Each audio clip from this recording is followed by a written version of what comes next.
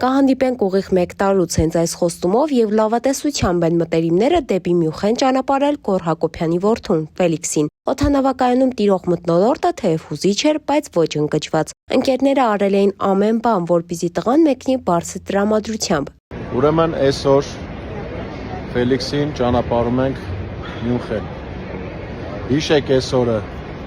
շատ շուտով, ընդամենը 10 ամսից հանդիպում ենք էլի ստեղ։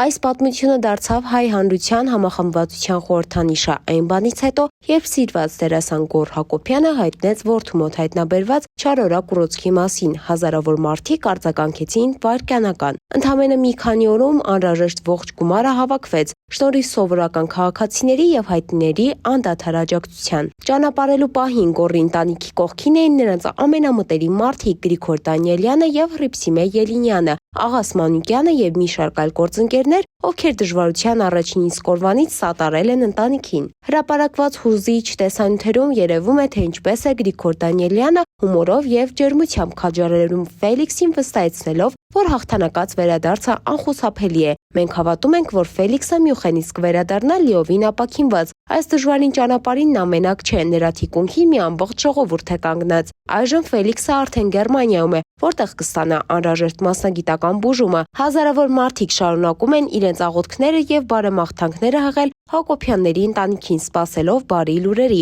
Դե ինչ, մնացեք մեզ հետ, որպեսզի տեղեկացված լինեք կարևոր իրադարձություններից։ Թամարա Քալանթարյան, Օրագիր Նյուզ։